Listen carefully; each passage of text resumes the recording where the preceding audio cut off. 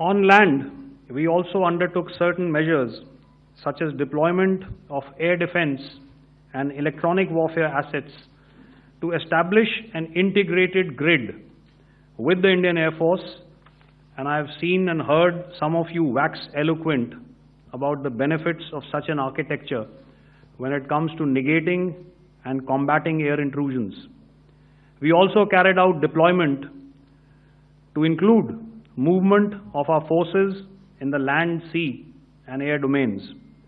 The night of the 9th and the 10th of May saw similar intrusions by drones and aircrafts, and this time there was a concerted effort to target airfields and some very, very important logistic installations, albeit yet again unsuccessful and denied gallantly and efficiently, I must say, by the integrated Indian Air Force and Indian Army Air Defense.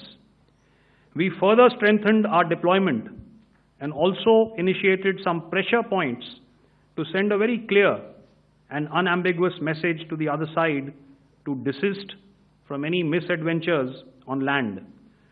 Some of the airfields and dumps saw repeated attacks in waves from the air. All were thwarted. The Pakistan Army has reported to have lost approximately 35 to 40 personnel in artillery and small arms firing on the line of control between the 7th and the 10th of May. What the other side had probably also not reckoned with was the speedy and precise turnaround and hit back by the Indian Air Force. And I will yet again, being well aware and familiar with the congenital and impulsive nature of our adversary, and even though we did attempt to reach out and communicate our compulsions to strike at the heart of terror to my counterpart in the immediate wake of Operation Sindoor, the request was brusquely turned down, with an intimation that a severe response was inevitable and in the offing. We were, of course, prepared. Operations on the 7th and the 8th, Air Marshal Bharti spoken about. On the night of 8th and 9th of May, they flew drones and aircrafts into our airspace all across the borders and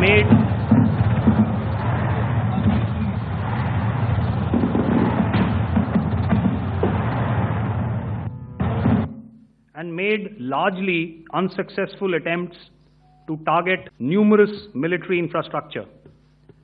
Violations on the line of control by Pakistan also commenced yet again and precipitated into fierce arty engagements. The air operations on the night of 8th and 9th of May, I'll yet again request the DG Air Operations to cover. What we found that on the night of 8th and 9th, starting as early as 22:30 hours, our cities had a mass raid of drones, unmanned aerial vehicles, UCAVs, starting right from Srinagar, going down right up to Nalia. It was a mass raid in waves, and it was relentless. However, we were prepared, and our air defense preparedness ensured that there is no damage on ground or to any of the intended targets that the enemy might have planned for. The difference between 7th night and 8th night was that on 7th night, he sent in his Yeha class of UAVs. However, these UAVs can go some distance, they are armed. However, on the 8th, less numbers of armed UCAVs were there or UAVs were there, and more numbers of quadcopters, maybe for surveillance or just for harassment of civilians. This continued till midnight.